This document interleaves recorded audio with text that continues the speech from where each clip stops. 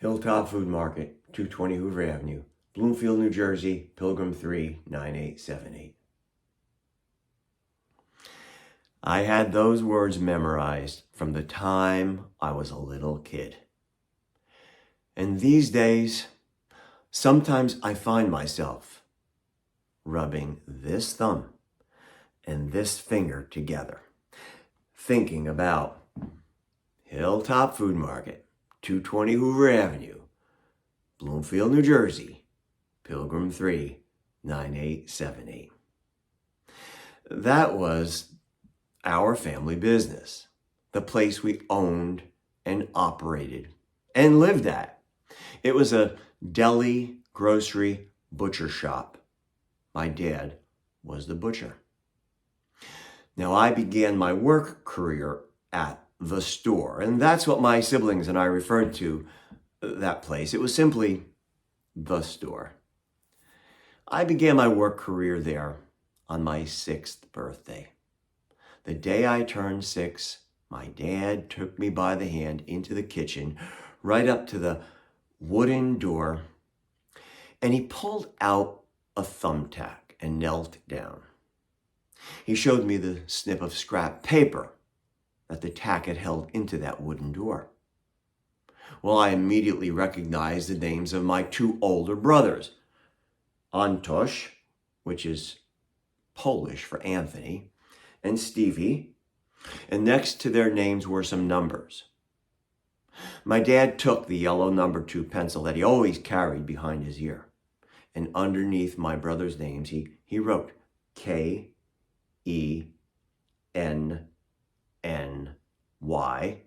and next to my name, 4-5. And then he explained, you have to be in the store every day at 4 o'clock. You'll work 1 hour. I'll show you what to do. And he did. He and my mom taught me how to sweep the floor, how to stock the shelves, how to put sawdust on the wooden floor that surrounded the butcher blocks where my dad worked, how to scrape those butcher blocks to keep them clean, scrape them with a wire brush. They taught me how to wait on customers, how to make change for $1.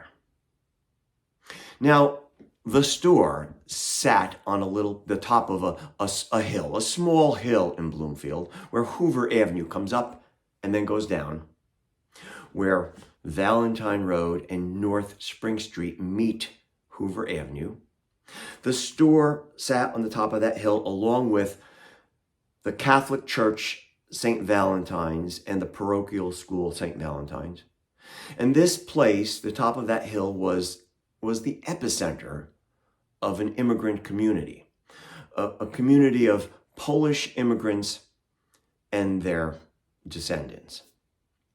So my parents had to teach me how to greet the people who came into the store and who could not speak English. So after the 7 o'clock Mass every single day, the Mass that was served in Polish at St. Valentine's, old women would come in with babushkas wrapped around their head, tied under their chins. And I would have to say, Dzień dobry, Panie Michalczak, jak się masz? Hello, how are you?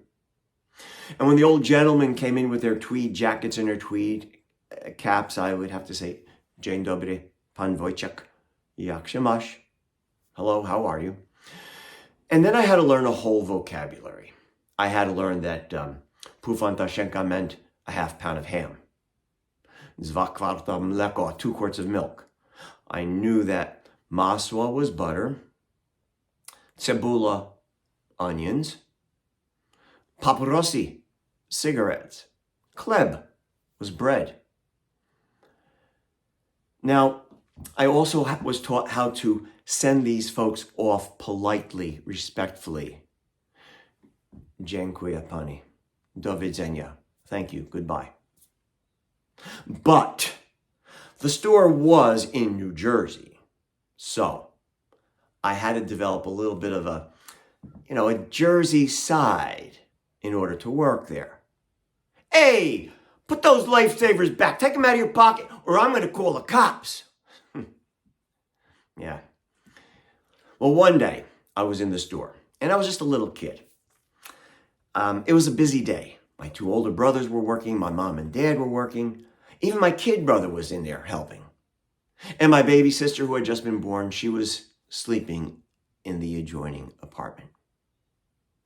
Now, I was hungry. But everybody was busy. So I had to take matters into my own hands. I was going to get something to eat. And I knew exactly what I wanted. A couple of slices of Italian salami. Now, I was not allowed to use the slicing machine yet. I wasn't old enough. But I had used it a number of times before. I had watched my mom and dad use it. My older brothers used it all the time. And I waited now. No one was watching.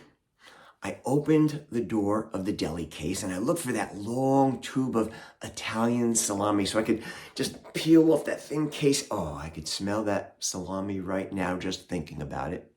Well, I searched for it and there was just a little piece left. What we would call an end. Well, that was good enough. I grabbed it and put it on the slicing machine and I turned it on. Now, what I didn't know was this. My dad had just used that slicing machine to accommodate a customer. He didn't like doing this. We sold pumpernickel and rye breads from Sibokuski's bakery, and once in a while a customer would ask to have the bread sliced. We didn't have a bread slicing machine. So he would accommodate the customer by slicing it on our deli machine. And he didn't like doing it because he'd have to wipe the blade real carefully so nothing got on the bread. And then he'd have to set the opening nice and thick. And it really wasn't good for the blade. But again, my dad was very accommodating to all his customers.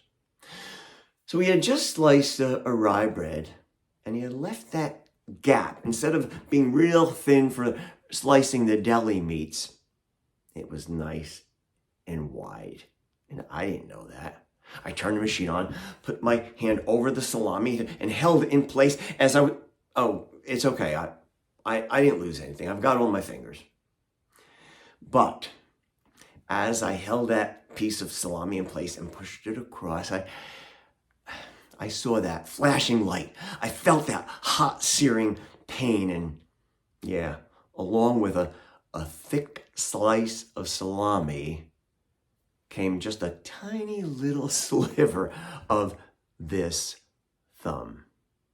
Well, I yelled. My mom came over, saw the blood. She rushed me into the kitchen. My dad came in and unrolled his canvas khaki medic kit that he had brought back from World War II. And he took out a little bottle of iodine. Now, I don't know if you know what it sounds like when you pour iodine on an open wound. I will demonstrate. Ah! Yeah, it stings. And then he wrapped it up with a bandage. And then every day he would unwrap the bandage and inspect my thumb to make sure it wasn't infected. And it was fine. And at St. Valentine's, where I went to school, I had bragging rights. I told everybody I cut my thumb on the slicing machine. My friends thought that was cool.